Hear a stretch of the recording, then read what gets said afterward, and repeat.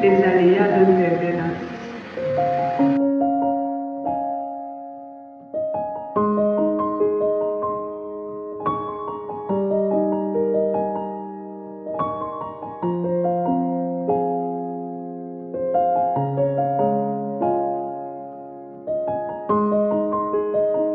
Quel que soit le fardeau que tu as, quel que soit l'abandon qui t'a été fait, quelle que soit la souffrance par laquelle tu es passé, aujourd'hui dépose au pied de l'Éternel toute ta souffrance. Dieu a vu. Si le monde n'a pas vu, Dieu a vu ta souffrance. Si le monde n'a pas vu, Dieu a vu ta souffrance. Si tu t'es senti seul et abandonné, Dieu sait ce par quoi tu es passé. Et chaque larme que tu as coulée, Dieu a vu.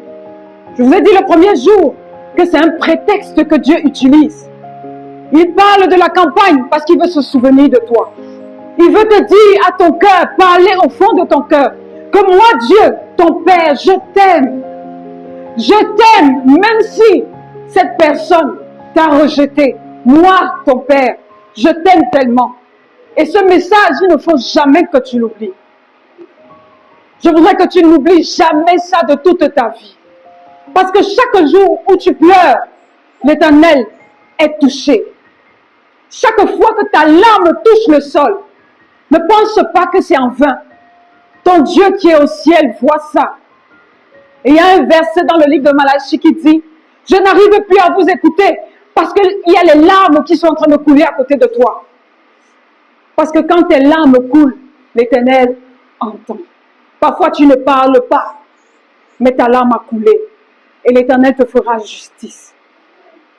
L'Éternel va te sortir de là où tu te trouves pour te faire asseoir avec les grands. Et je me rappelle un jour, j'étais encore en Angaïpoko dans les années 2000. Il y a quelqu'un qui arrive et qui me dit, « Barbara, je veux t'épouser. » Et je lui dis, il a vu toute l'administration de l'endroit où je me trouvais. Pour dire qu'il est amoureux de moi. Et moi, j'étais... Avant que je ne le sache, tout le monde le savait. Et ce sont les administrateurs qui m'appelaient pour dire, il y a quelqu'un qui est amoureux de toi. Je dis, ok, d'accord.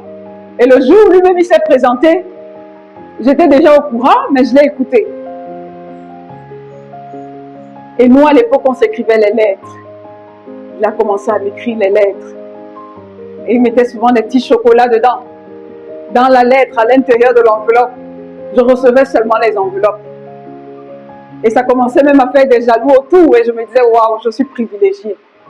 Je ne l'aimais pas particulièrement puisque je ne le connaissais pas. Mais j'apprenais à l'observer, je regardais comment il se comporte. Et un jour, il m'appelle, j'arrive dans son bureau. Je trouve sa maman. Sa maman commence à me prendre des mesures. Et moi, je dis, mais... Elle me prend des mesures, je ne comprends pas.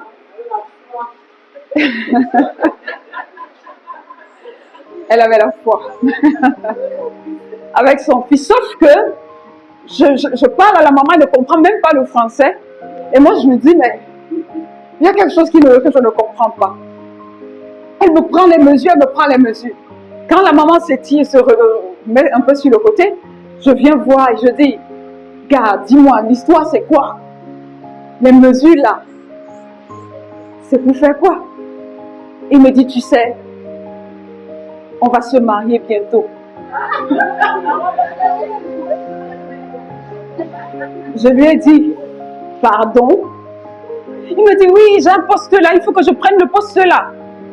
Et tu es ma personne, donc on s'épouse, on se marie là tout de suite. Et après ça, je prends le poste et après je vais faire le reste. Je lui ai dit, tu connais le nom de ma mère? Il me dit non. Tu sais qui est mon père? Il me dit non. Je lui dis, tu connais ma famille, tu sais que je sors d'où? Il dit, mais on va arranger tout ça. Il me dit, mais toi tu veux te marier quand dans 10 ans? Et moi je le regardais. J'étais assise en face de lui, je me suis levée. Et quand je me lève, il me dit, Barbara, si tu sors, c'est fini entre nous.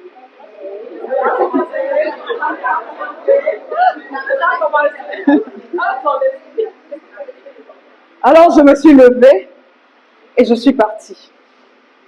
Mais j'avais mal, parce que quand vous avez, la Bible dit qu'un espoir différé rend le cœur malade. Parce que quand tu as l'impression que tu es déjà quelque part, et qu'après tu te rends compte que tu n'es nulle part, ça fait mal ou pas?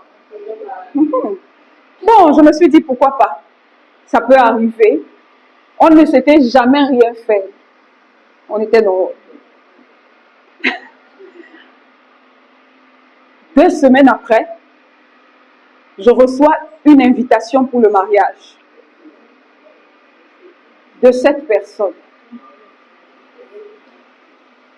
avec une grande sœur à moi que j'aimais beaucoup et qui savait l'histoire. Je ne savais pas s'il fallait rire. Et je regarde la lettre. Il avait écrit le nom avec lequel il m'appelait princesse. C'était le nom qui était... Quand même, c'est gros, hein?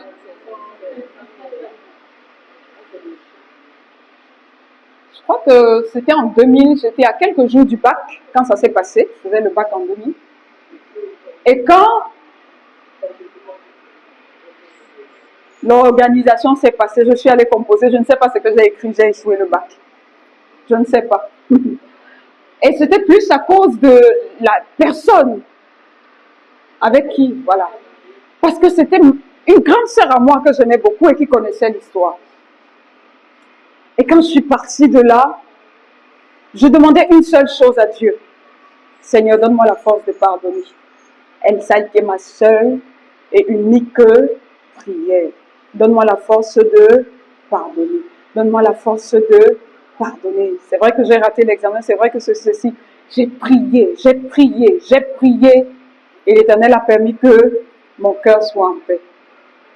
1 an plus tard, je suis repartie à l'endroit et je vois la personne qui vient et qui se jette à mes pieds. Je te demande pardon. Je dis pardon pourquoi? Il dit, depuis que je me suis mariée, j'ai été très malade. Et j'ai fait presque 1 an de maladie. Et je veux te demander pardon. Et je lui ai dit que ça ne vient pas de moi. Parce que moi, j'avais pas pardonné depuis. Il s'est mis à, je dis que non, pardon, lève-toi. Parce que c'est un grand. Il a dit que tu es un grand. Pardon, il faut te lever. Et il s'est levé. Et quand tu as la paix du cœur, tu te rends compte que Dieu fait ton palabre. Malheureusement, il n'a jamais pu avoir d'enfant toute sa vie. Quand tu sers Dieu, Dieu fait ton palabre. Dans les blessures que les gens vous ont infligées dans le passé, l'Éternel va faire votre palabre. Dieu a besoin que tu sois en paix. En paix. Il faut que tu aies la paix. Il ne faut pas que tu restes là. Non, non, non, non, non. Parce que Dieu ne peut pas résoudre le problème que toi-même tu es en train de faire comment? De résoudre. Dieu vient au secours de ceux à qui on a fait des injustices, n'est-ce pas? Mais si toi tu te fais déjà justice, ça veut dire qu'il n'y a plus d'injustice, puisque toi tu t'es fait comment? Justice. C'est très important. Et hier on a parlé de la blessure de l'abandon, n'est-ce pas? Et de tout le processus. Comment ça se passe depuis le ventre, la souffrance. Et on a parlé également de la blessure de la trahison. Et aujourd'hui, juste pour que vous sachiez, il y a la blessure qu'on appelle de l'humiliation. Regardez ça. La blessure de l'humiliation, c'est une blessure, c'est une souffrance qu'on vous inflige. La blessure de l'humiliation, c'est quand on raconte vos tares en public. La maman se met au quartier. Regardez une vieille fille comme celle-là. Elle a 17 ans et elle pisse au lit. Elle t'humilie jusqu'à la moelle épinière. Ou le parent qui part en terminale, il prend son enfant, il couche son enfant, il déshabille son enfant nu en terminale. C'est 2 histoires que j'ai vues. Nu en terminale. Et il commence à fouetter son enfant parce que tu as fait une bêtise nu devant toute la salle de classe. À ce moment, la personne est humiliée jusqu'à son plus profond être, n'est-ce pas? Et c'est ça la blessure de l'humiliation. Quand vous allez tuer quelqu'un dans sa propre identité. Vous humiliez quelqu'un, vous racontez les problèmes de la personne. Oui, il y a un petit kiki qui ne marche pas bien. Devant tout le monde.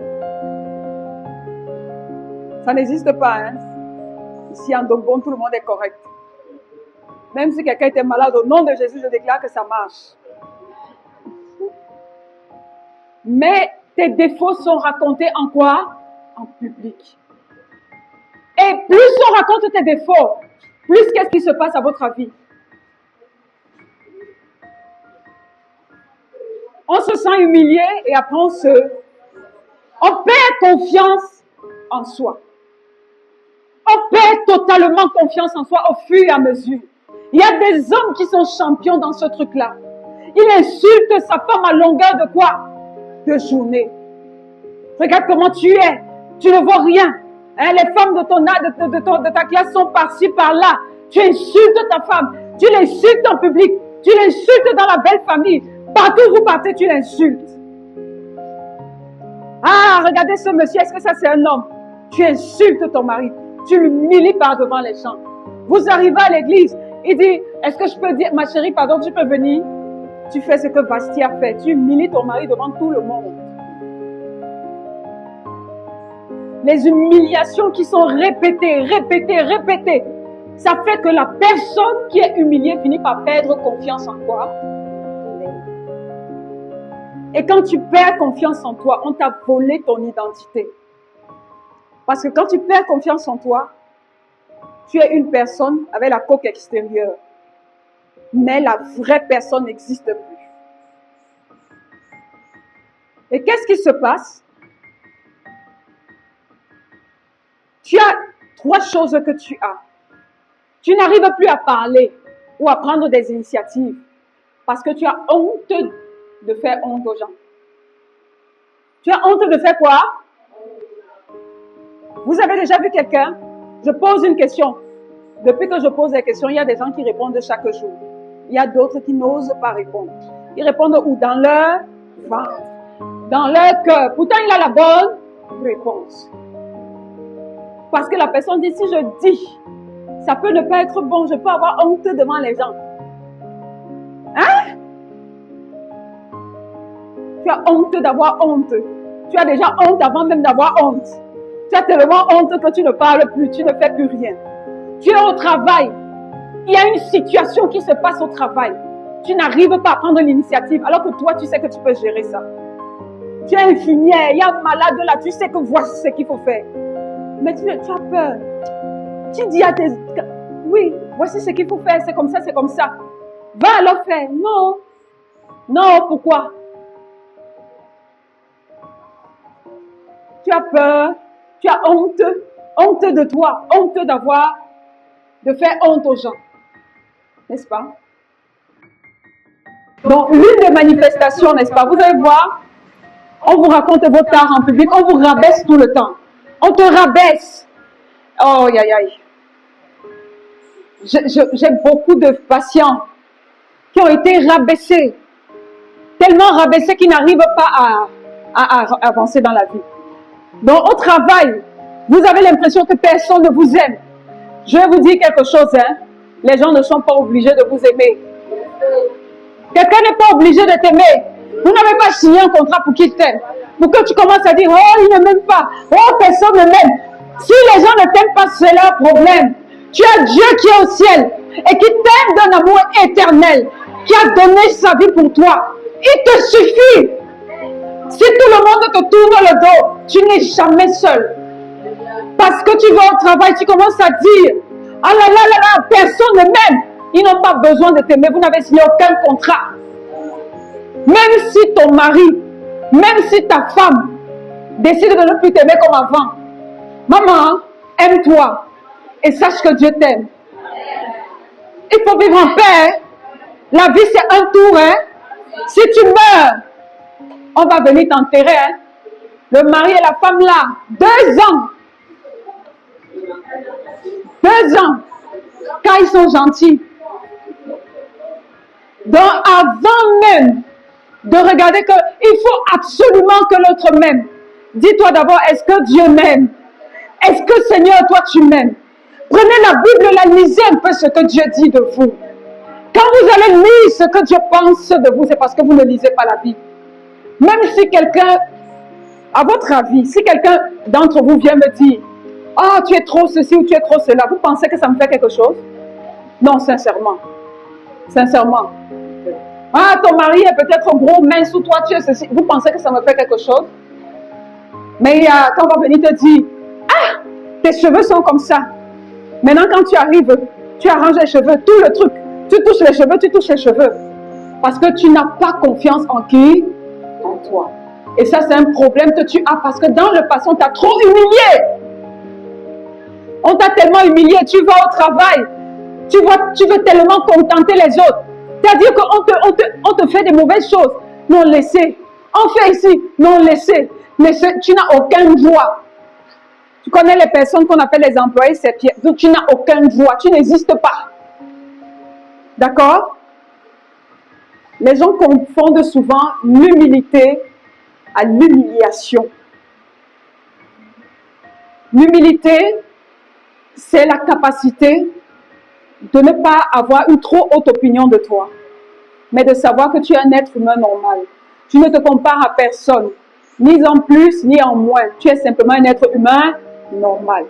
L'humiliation constante que tu reçois, on t'insulte, on te crache dessus, on te ceci, on t'envoie, tu es le directeur, mais c'est pas qu'on envoie pas, c'est-à-dire que tu n'arrives pas à exister. On te demande le point de vue, ce que vous allez décider, hein?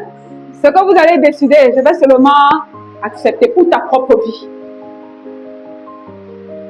Alors que Dieu a besoin que tu puisses aussi dire, ça c'est bon, ça ce n'est pas bon. Et que tu puisses amener les gens à Christ.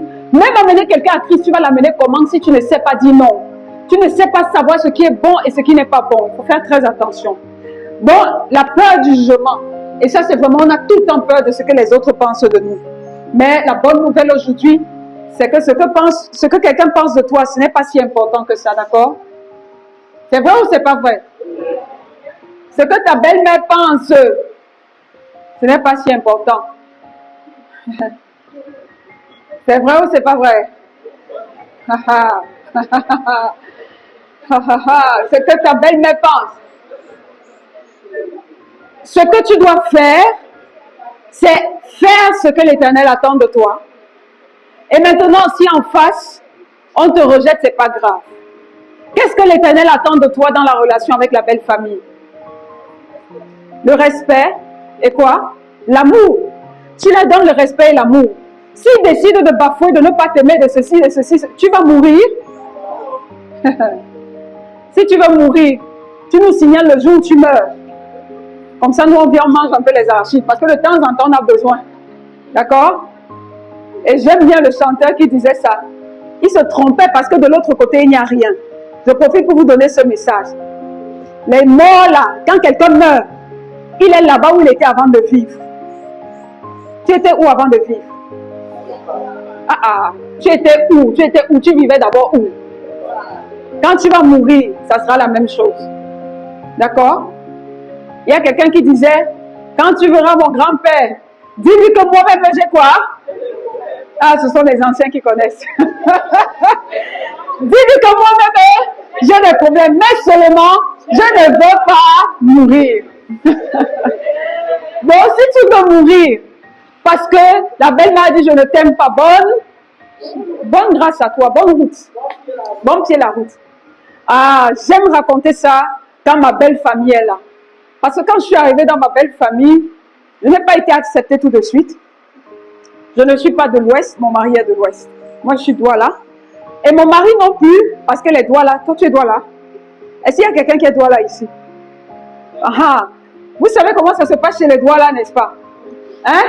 Quand tu viens avec eux, aïe, aïe, aïe. C'est des choses, il faut qu'on évolue, n'est-ce pas? Mais c'était très difficile. C'était extrêmement difficile.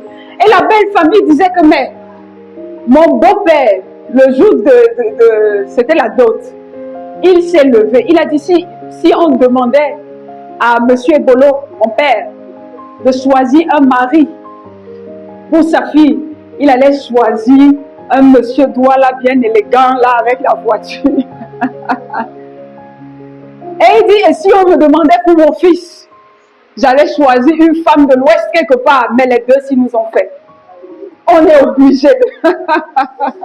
Ils nous ont amenés quelque part, mais on va seulement les suivre.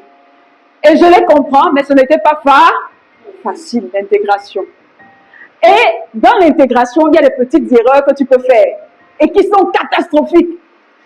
Est-ce qu'il y a les gens de l'Ouest ici? Un jour, me voilà. Je viens chercher ma fille qui était chez ma belle-mère. Et puis, en lui expliquant la vie, je lui dis, tu sais, les enfants, les grands-parents meurent d'abord, ensuite les parents, et ensuite les enfants. Donc, il faut que vous soyez unis et tout. La seule chose que ma belle-mère a retenue, c'est qu'elle va... Voilà, les gens de l'Ouest ont compris. Et vous savez ce que signifie la mort à l'Ouest. Elle s'est levée, elle a sauté de son siège. Moi, je suis Douala. Chez nous, on peut parler de ça, sans problème. D'accord? On peut parler comme ça, sans problème. Elle a presque enfilé le cabas le jour là. Et moi, j'étais, qu'est-ce qui est en train de se passer? Différence culturelle. Elle a dit que je vais mourir. Elle a appelé toute la famille. Et moi, j'étais dépassée. Je dis, Seigneur, qu'est-ce qui est en train de se passer? Donc, l'intégration là n'était pas facile. Et tout ce que je me suis contentée de faire, c'est de lui donner beaucoup d'amour. À toute ma belle famille, je les remplissais d'amour. Et il résistait. Mais finalement, l'amour a fait comment? L'amour, un jour, elle est tombée malade. Elle était presque morte. Il y a que, elle était vraiment au bord de la mort. Tous ses enfants ont dit que non, envoyez-la là-bas. C'est mon mari. J'ai dit amenez-la moi. J'ai dit à Dieu, Seigneur, personne ne meurt dans ma maison. Donc, comme on a ici, là, tu ne meurs pas. J'ai dit à Dieu que Seigneur, ça ne peut, même si on emprunte une dizaine quelque part, elle ne mourra pas chez moi. Je l'ai amenée à l'hôpital. J'ai pris une nuit de prière sur ma belle-mère. J'ai prié. Au petit matin, elle était debout. Par la grâce de Dieu. Elle est revenue à la maison. Elle s'est couchée. Et quand elle dormait, elle a fait un rêve. Elle a vu quelqu'un qui est venu la soigner et qui est reparti. Elle se réveille et dit que la maison, s'il y a quelque chose. Je dis quoi? Elle dit qu'il y a quelque chose à la maison. Si quand je dors ici, je dors en paix. Je dis merci. Elle a fait peut-être 1 mois et demi chez moi et quand elle partait, elle m'a prise dans ses bras. Elle me serre dans ses bras. Elle me dit, même si tu entends quoi du passé, pardon, faut oublier. Faut oublier, n'est-ce pas? Ça a pris le temps que ça a pris, mais on y est arrivé, n'est-ce pas? Et dernièrement, elle m'avait dit, j'ai vu comment tu as pleuré ma mort. Elle a dit, tu n'es plus ma belle-fille, mais tu es ma fille. Quand je compte mes enfants, tu es dedans. On part de loin. Si je restais en disant, il me déteste, c'est fini, on allait s'en sortir. J'ai subi des humiliations. Mais si je restais assise dans les humiliations, c'est qu'on n'allait pas s'en sortir. Et c'est la même maman, le jour où un de ses fils avait des problèmes, elle a appelé son fils. Elle dit, va suivre le Dieu de la famille là. Il faut prendre le Dieu là, je te donne le Dieu de la famille là sur toi. Et après, elle m'a dit, appelle un pasteur, parce que j'ai envie. Et j'ai appelé un pasteur à l'Ouest là-bas qui a commencé à la suivre pour faire des études bibliques. Il y a des choses qui te dépassent, n'est-ce pas? C'est pour ça que je vous pose la question. Si ta belle famille te dit, je ne t'aime pas, tu meurs, tu donnes quoi? L'amour. Et tu gardes quoi? La paix. On t'insulte, tu gardes la paix et le sourire. On te maltraite, tu gardes la paix et le sourire. Tu gardes ta dignité, tu sers ton mari avec tout le respect. À un moment, les armes vont tomber. Les armes vont tomber. Parce que la violence qu'il y a souvent dans les belles familles, là, ça c'est une autre chose. En tout cas, on parle de l'humiliation. Donc, si tu as été humilié dans ta belle famille, sache que la peur du jugement, tu peux l'avoir. Mais il est temps ce soir de dépasser la peur de quoi? Du jugement. Et il y a une chose qu'on développe souvent quand on a été blessé par l'humiliation, ça s'appelle le complexe de quoi? On se voit toujours en bas de tout le monde. Je vais vous donner une bonne nouvelle aujourd'hui. On est tous pareils, hein? Que le micro ne vous mente pas. Hein? On est tous comment? Si on se blesse ici, c'est la même chose. Si on ouvre le cercueil là-bas dedans, on va regarder les gens, c'est la même chose. Arrêtez de vous dévaloriser. Arrêtez de vous dévaloriser. Quelque chose arrive, je suis toujours comme ça, je suis mauvais, tu te remplis, tu te dévalorises, je ne vaux rien. Pourquoi tu te dis ça alors que Dieu te parle en bien? Dieu te dit que tu es ma fille, je t'ai aimé, tu es mon fils, je veux t'amener loin. Toi tu dis je ne vais jamais rien réussir. Pourquoi chaque jour tu te dévalorises? Prends la parole de Dieu, lis ce que Dieu pense de toi. La parole de Dieu aide. Hein? Lisez ce que Dieu pense de vous. Lorsqu'on a ce complexe-là, quand c'est par rapport à soi-même, on se dévalorise, on n'arrive pas à se regarder au miroir. Je te dis que tu as un très beau visage. À partir de maintenant et pour toujours, quand tu te regardes au miroir, tu dis merci Seigneur pour la belle personne que je suis. Je te promets, tu es une très belle femme. Je ne comprends pas. Ici, là, vous avez des personnes qui sont très belles. De temps en temps, je parcours comme ça, je dis waouh, tu es très belle. Dieu t'a donné une petite touche là. La petite fossette là, ça ajoute à ton charme. Et puis, quand tu as un complexe vis-à-vis de ton conjoint, c'est grave. Parce que si tu es complexé et que tu es un homme et que ta femme est un peu bien, imaginez si mon mari était complexé. Comment ça allait se passer? Tu ne sors pas de la maison. Tu ne ceci. Il ne faut pas qu'on te... machin, tu vas garder. Parce qu'il faut que... C'est moi l'homme. C'est moi l'homme. Quand tu es complexé, tu as besoin d'appuyer l'autre jusqu'au sol pour exister. Quand tu n'es pas complexé, tu peux prendre une femme et faire de cette femme une princesse et une reine. Ce n'est pas forcé qu'elle soit devant, hein. Mais quand elle marche en société, on la respecte. Parce que tu as fait de ta femme une reine. Quand un homme est complexé, il va aller jusqu'à battre sa femme pour qu'elle reste calme. Il faut que tu restes en bas. Il a envie de prendre le pouvoir. Ça, c'est un complexe. Quand tu es l'homme, attendez, tu sais pourquoi tu es un homme? Tu es un homme pourquoi? Parce qu'il y a quelque chose qui est entre tes jambes qu'il n'y a pas de l'autre côté.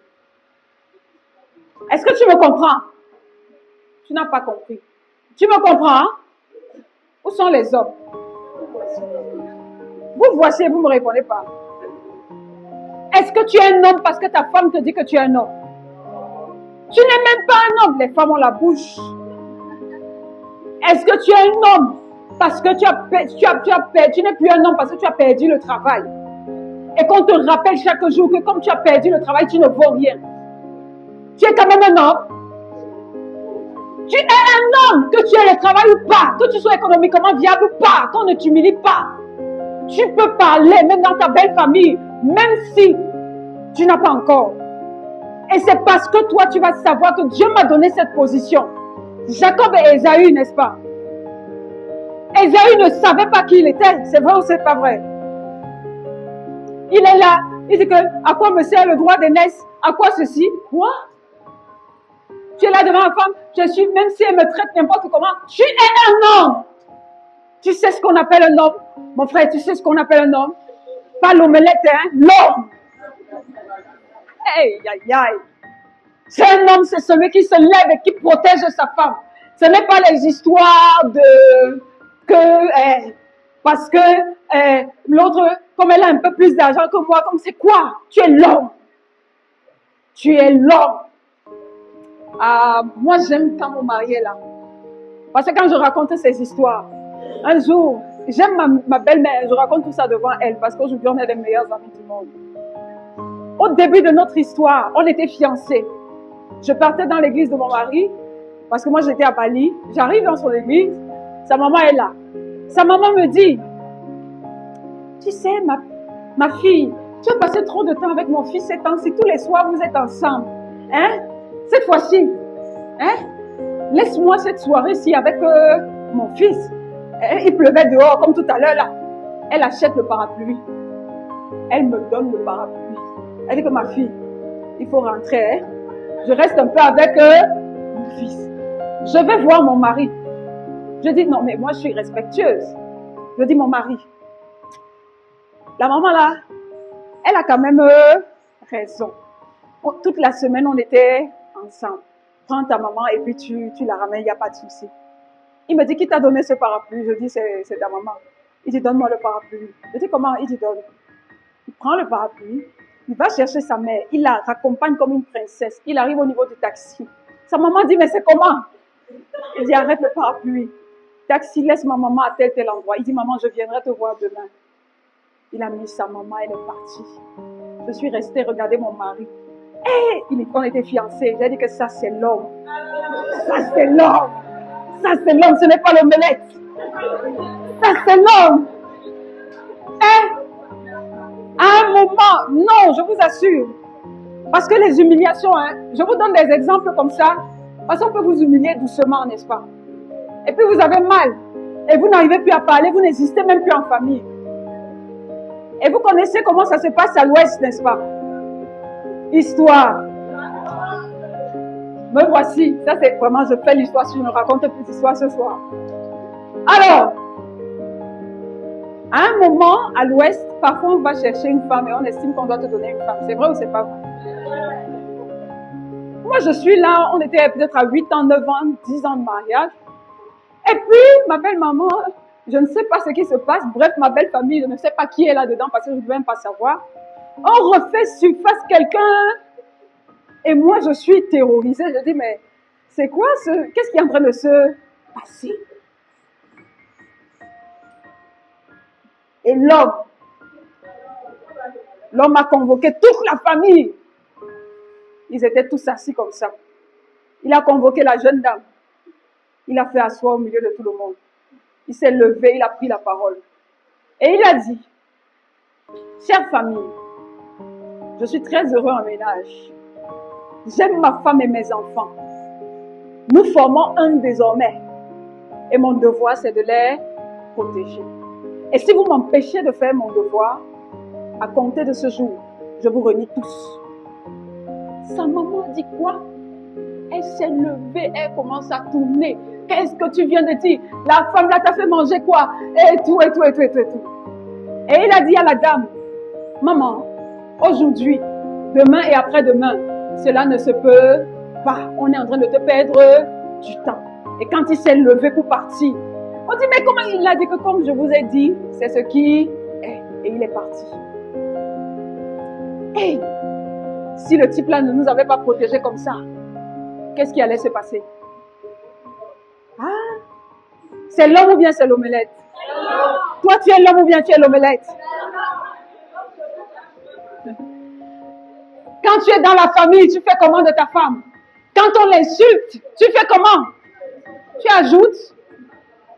Tu l'humilies au milieu de tout le monde? Aïe.